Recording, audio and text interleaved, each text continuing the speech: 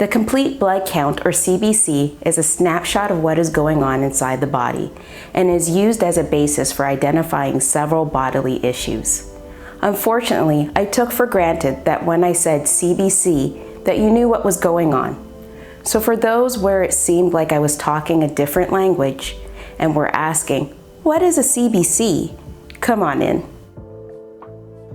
Hi everyone, I'm Stephanie, and welcome to Heme Ed. Today, I'll be going over the basics of the main hematology test, the CBC. In reality, the CBC is a group of analytes put together to build a picture of what is hematologically going on with a patient. There are 10 tests in the CBC, plus a differential. Depending on the institution, the diff is either separate or part of the CBC, so follow your institution's policies and procedures. So let's begin. The white blood cell, or WBC, also known as leukocytes, is a count of, you guessed it, white blood cells. It is reported in the units of times 10 to the power of 9 per liter.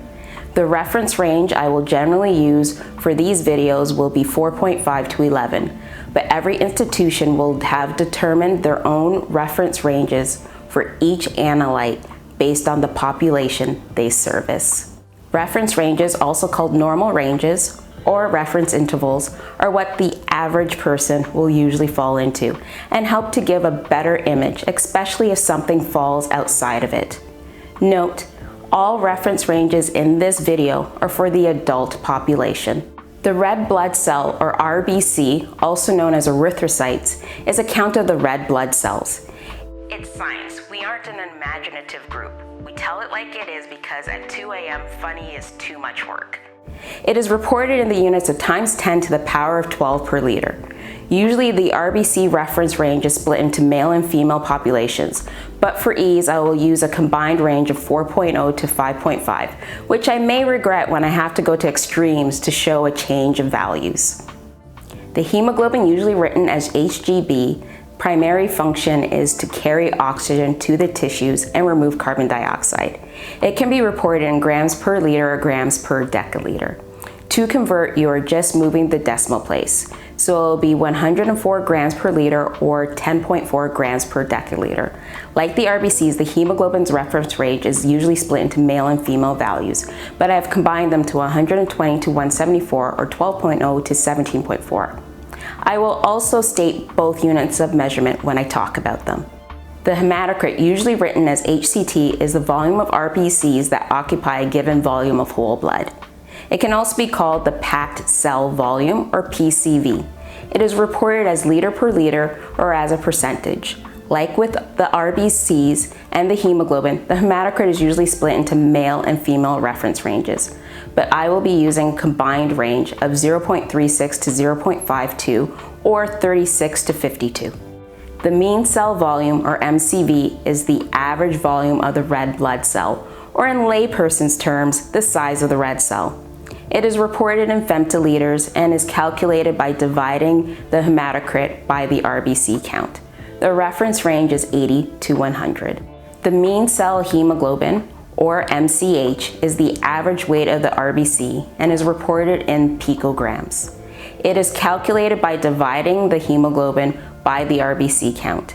The reference range is 32 to 36. The mean cell hemoglobin concentration, or MCHC, is the average concentration of hemoglobin in the red blood cell and is reported in grams per liter or grams per deciliter. It is calculated by dividing the hemoglobin by the hematocrit. The reference range is 320 to 360 or 32 to 36. The red cell distribution width, or RDW, is the variation of the size of the red blood cells counted.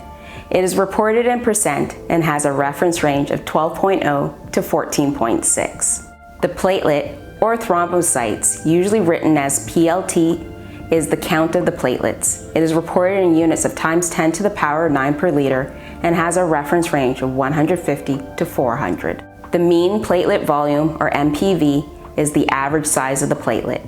It is reported in femtoliters. The reference range is 6.8 to 10.2.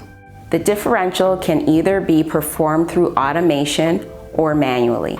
It is the process of identifying the different types and amounts of white blood cells in the patient.